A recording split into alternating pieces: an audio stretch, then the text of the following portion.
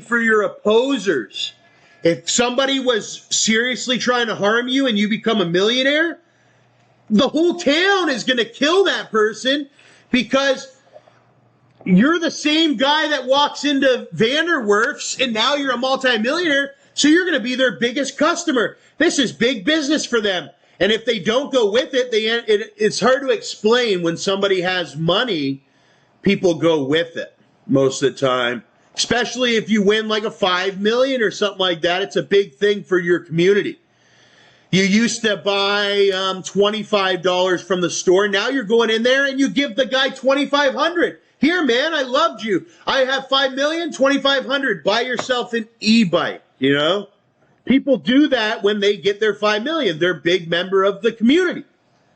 And then every other person is very happy or whatever because they have more money and they're safer, they have everything that they want, and that's the way business is, right? Everywhere, in the big city, everywhere.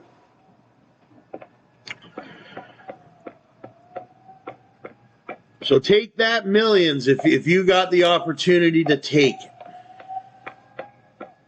it.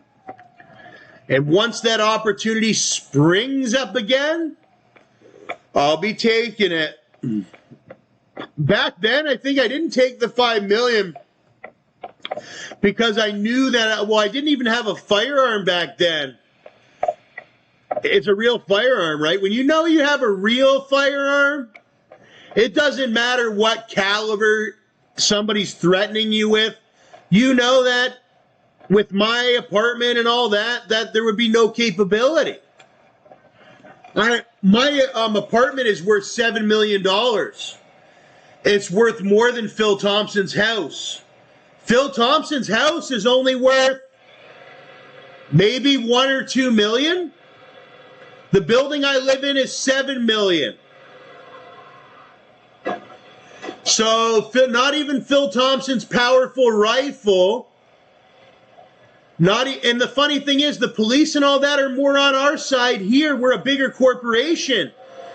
Bruce County Housing Corporation owns 9 $10 million buildings. That's $90 million, whereas Phil only owns one house and a small little ratty, and he keeps threatening the Bruce County housing buildings, saying he's going to blow them up or cause fires and all that. He's this guy, little boss from Teeswater. So you have to explain that to the police, and they'll get as many 223s and hunting rifles and missiles, if they can call the military, on that guy if he keeps threatening and destroying people's apartments across Ontario. His name's Phil Thompson. He's a real-life terrorist. And his son is a self-admitted serial killer. And they happen to look a little bit like me, but they're nothing like me. I never met them one day in my life other than one day in my life. And we're not friends and we're not family in reality, and especially not when you're committing heinous crimes. And Thomas Perron-Slote, me, that's my name. I don't have any record of any heinous crimes, nor have I ever committed any heinous crimes.